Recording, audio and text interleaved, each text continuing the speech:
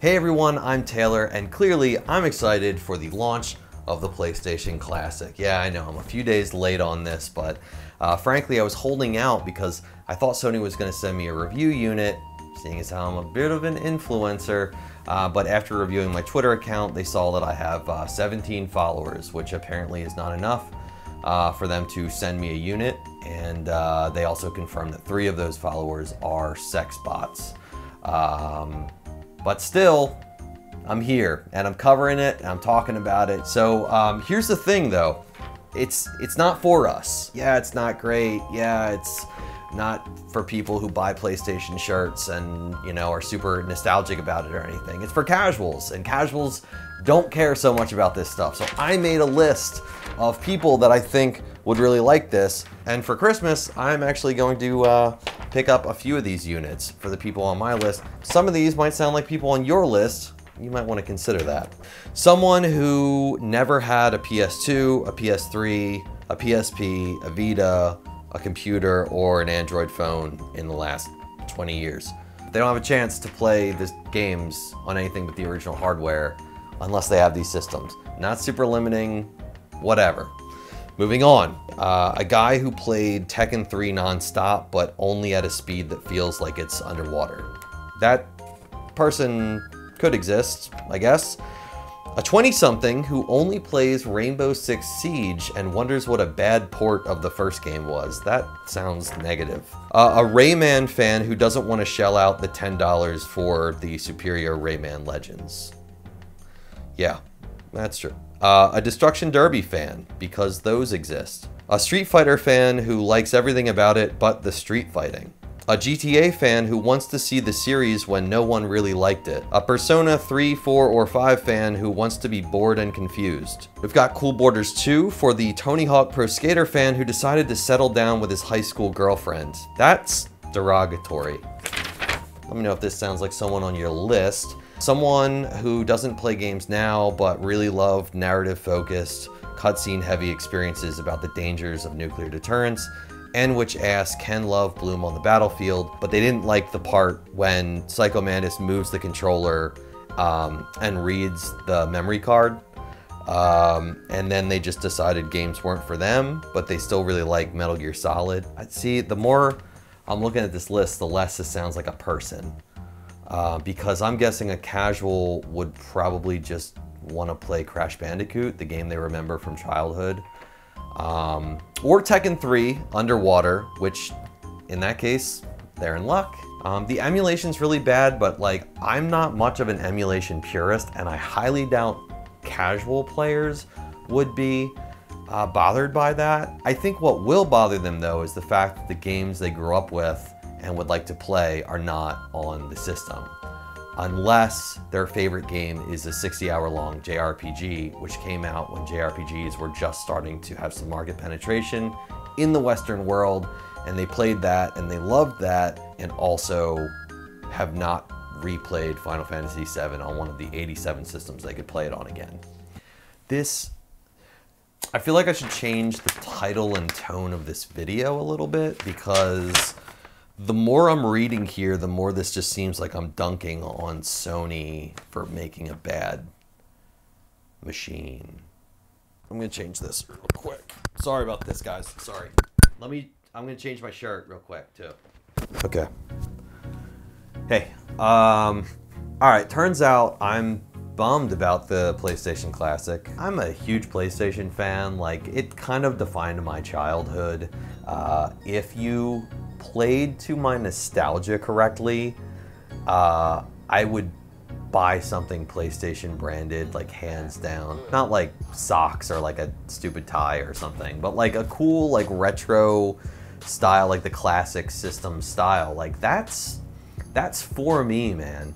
I'm a huge fan of this guy right here. This is the SNES Classic, and I think everything about the release of this system, everything about the fit and finish, the feel of the system itself, as well as the game selection, is just about perfect, especially after you break it open and install Chrono Trigger. As soon as you do that, it's perfect. It's awesome for those nostalgia points for someone who's not into gaming anymore, because you say, hey, remember the SNES? And they say, yes.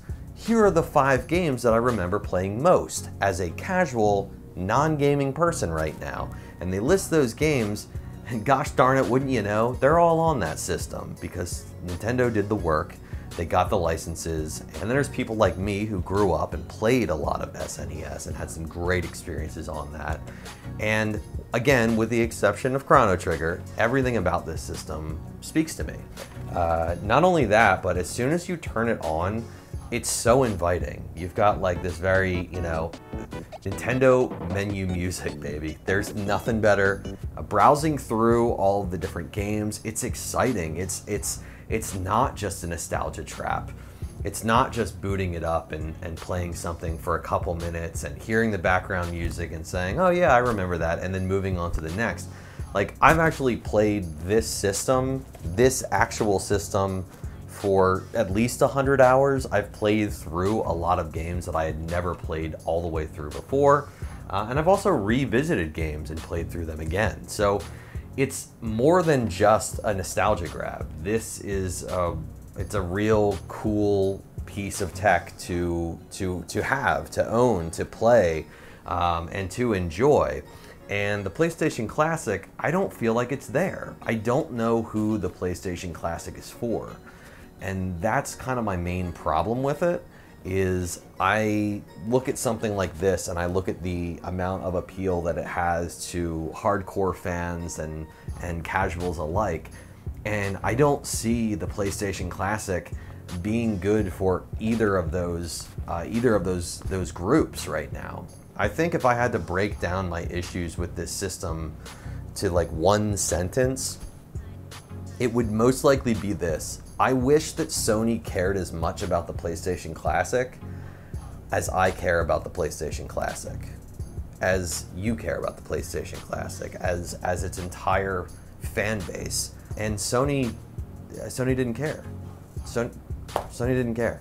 If you are a Sony exec and you end up looking at that list of games on the wall and think, you know, we fought very hard. We fought long and hard to try to get the licensing for the right cross sections of games, right? The right cross section of the library of the PlayStation. And this is what we ended up with. I would have maybe said, God, should we maybe cancel this? Should we like not put this out perhaps? Because this is dog shit. FF7 is playable on pretty much everything at this point, in much better versions without crazy music slowdown.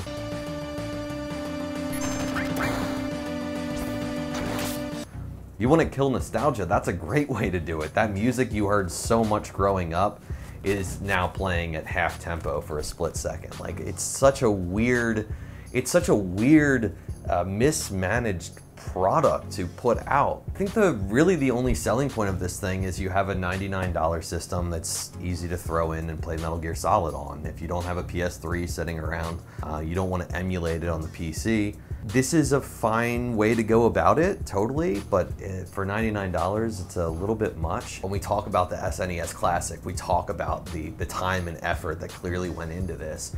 And although those games are much easier to run on modern hardware, I believe that Nintendo actually did the work to make sure that you were getting a smooth, excellent experience for each of these games.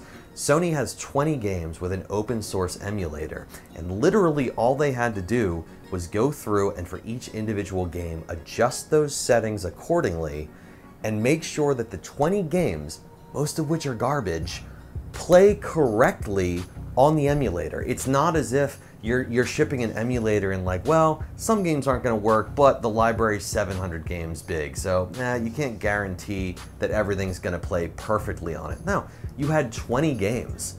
And on top of that, you have the emulator settings built in that you've seen. I'm sure people are on Twitter, on YouTube, that are breaking in, they're finding the menus and they're able to actually adjust the settings like you would on a PC, right?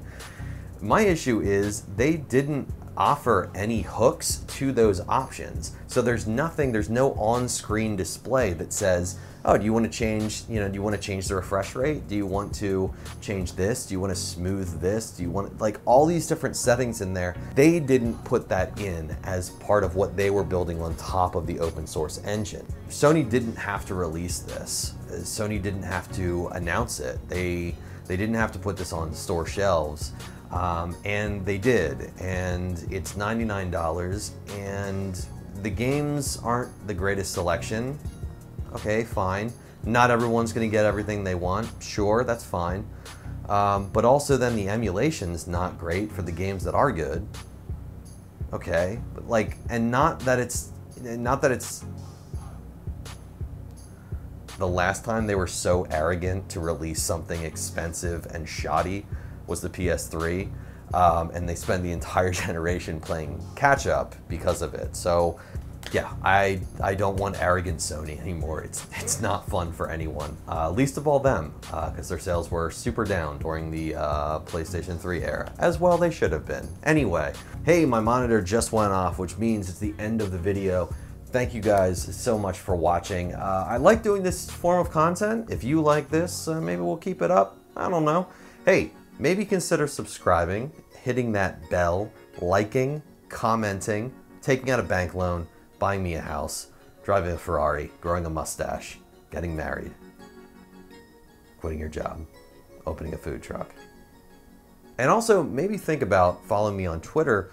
You could be my 18th follower. That spot is up for grabs. I'll be happy to meet you. And thanks again. It's Ghost Machine, out. I'm not gonna do that at the end of every video. I'm sorry, I panicked. All right.